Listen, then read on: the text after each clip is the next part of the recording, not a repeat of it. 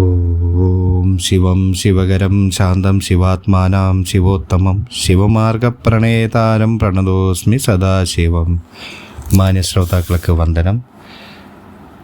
നമ്മളിവിടെ പറയുന്നത് 18 പുരാണങ്ങളിൽ പെട്ടതും അതിൽ പ്രധാനപ്പെട്ട 4ാമത്തെ പുരാണവുമായ ശിവപുരാണത്തെക്കുറിച്ചാണ്. നമ്മൾ കഴിഞ്ഞ വീഡിയോയിൽ പറഞ്ഞ ശിവപുരാണത്തിലെ ആദ്യത്തെ അധ്യായമായ പ്രപഞ്ചോൽപത്തിയെക്കുറിച്ചിട്ട് ഇനി പറയാൻ പോകുന്നത് 2ാമത്തെ അധ്യായമായ രുദ്രൻ്റെ അവതാരമാണ്. എന്നാൽ തുടങ്ങാം. ജീവജാലങ്ങളുടെ നിലനിൽപ്പിന് ആധാരമായി വർത്തിക്കുന്നത് സത്വഗുണം, രജോ ഗുണം, തമോ ഗുണം എന്നിവയാണ്. നഗ്നദൃഷ്ടികൾക്ക് ഗോചരീഭവിക്കുന്നതെല്ലാം ഗുണങ്ങളുടെ ധർമ്മത്തിൽ അധിഷ്ഠിതമാണ്. ബ്രഹ്മം അനശ്വരമായതിനാൽ അത് ഗുണാതീതമാണ്. നിർഗുണമായ ഒരവസ്ഥയാണ് അവയ്ക്കുള്ളത്. നിർഗുണ ബ്രഹ്മത്തിന് കർമ്മബന്ധങ്ങളില്ലാത്തതിനാൽ അവയുടെ സ്വഭാവം ശരിയായ രീതിയിൽ വിശകലനം ചെയ്യാൻ പരിമിതമായ മനുഷ്യ മസ്തിഷ്കത്തിന് സാധ്യമേയല്ല. മനുഷ്യൻ്റെ എല്ലാവിധ ബോധധാരയ്ക്കും അപ്പുറമുള്ള വിശേഷജ്ഞാനമാണ് ബ്രഹ്മം എന്നത്. അനിഷേധ്യമായ ഒരു സത്യസങ്കല്പമായതിനാൽ അത് അനുഭവത്തിലൂടെ മാത്രം അറിയേണ്ടതാണ്. ത്രിഗുണങ്ങൾക്ക് വ്യത്യസ്തങ്ങളായ 3 തലങ്ങളുണ്ടെന്നും നാം അറിഞ്ഞിരിക്കണം. സ്വാത്വിക ഗുണം ജ്ഞാനത്തെ പ്രദാനം ചെയ്യുന്നു. രജോ ഗുണം ക്രിയാശക്തിക്ക് വേണ്ട പ്രലോഭനം നൽകുന്നു. എന്നാൽ തമോ ഗുണം സമ്പത്ത് വർദ്ധിപ്പിക്കാൻ തക്ക പ്രേരണ നൽകുന്നു. തമോ ഗുണത്തിലധിഷ്ഠിതമായ അർത്ഥശക്തി അഥവാ സമ്പത്ത് വർധനയിൽ നിന്നാണ് പഞ്ചതന്മാത്രകൾ ഉണ്ടാകുന്നത്. പ്രസ്തുത തന്മാത്രകളും സൂക്ഷ്മ തത്വങ്ങളും വിലയം കൊള്ളുമ്പോൾ ത്രിഗുണങ്ങളുടെ സംയോജനം സംഭവിക്കുന്നു. പരമസാത്വികനായിരിക്കുന്ന ഒരു വ്യക്തിയിൽ രജോ ഗുണത്തിൻ്റെയും തമോ ഗുണത്തിൻ്റെയും അംശം തീർച്ചയായും ഉണ്ടായിരിക്കും. പക്ഷേ മുന്തിയ സാത്വിക ഗുണത്തിൻ്റെ പ്രഭാവത്തിൽ രജോ ഗുണവും തമോ ഗുണവും അടങ്ങിയിരിക്കും. പഞ്ചഭൂതത്തിൻ്റെ സ്വഭാവമാണ് അഹം അഥവാ അഹങ്കാരം എന്ന തമോ ഗുണഭാവം. അഹം ചൈതന്യമായി വിരാജിക്കുകയും പിന്നെ നിലനിൽപ്പിൻ്റെയും ചലനത്തിൻ്റെയും സ്വഭാവം പ്രകടിപ്പിക്കുകയും ചെയ്യുന്നു. രുദ്രൻ്റെ അവതാരത്തെക്കുറിച്ച് അനേകം കഥകളുണ്ട്.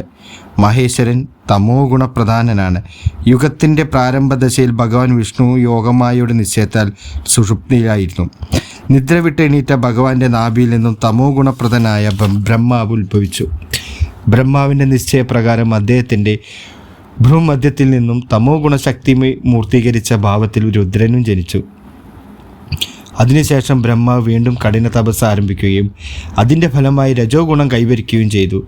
പിന്നെ ബ്രഹ്മാവ് നവീന രക്തവർണ്ണ ലോകത്തെ സൃഷ്ടിക്കുകയും അവയെ കൽപ്പാന്തകാലത്തിൽ രുദ്രം സംഹരിക്കുകയും ചെയ്യുന്നു എന്നതാണ് ഏറ്റവും വിശ്വസനീയവും യുക്തിസഹജവുമായ കഥ.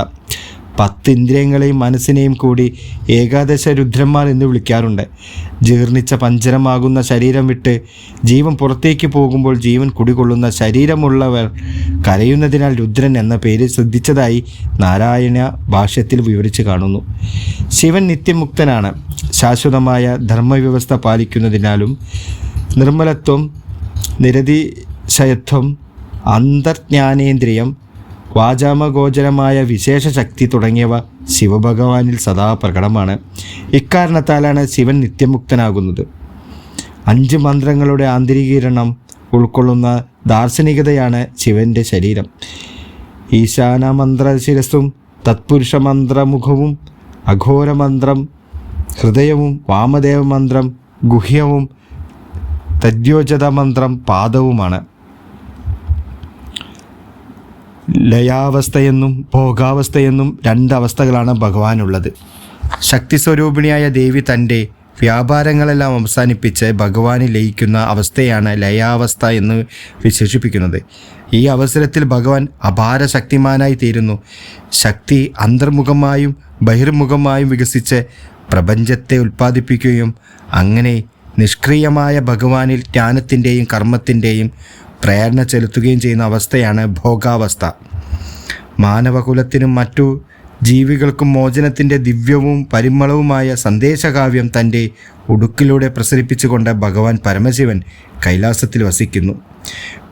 പ്രകൃതിയുടെ സംരക്ഷണത്തിൽ കഴിയുന്ന എല്ലാ ജീവികളുടെയും സൂക്ഷ്മരൂപവും ശിവൻ വഹിക്കുന്നു.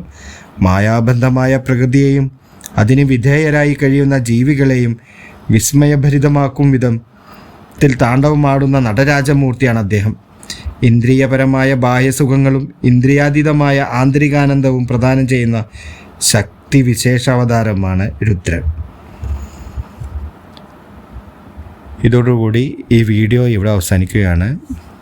ഇനി അടുത്ത വീഡിയോയിൽ 3-ാമത്തെ അധ്യായമായ വിഷ്ണുവിൻ്റെയും ബ്രഹ്മാവിൻ്റെയും ഉൽപ്പത്തിയെക്കുറിച്ചിട്ട് നമുക്ക് പറയാം. നന്ദി. ഓം ശിവം ശിവകരം ശാന്തം ശിവാത്മാനാം ശിവോത്തമം ശിവമാർഗപ്രണേതാരം പ്രണതോസ്മി സദാശിവം.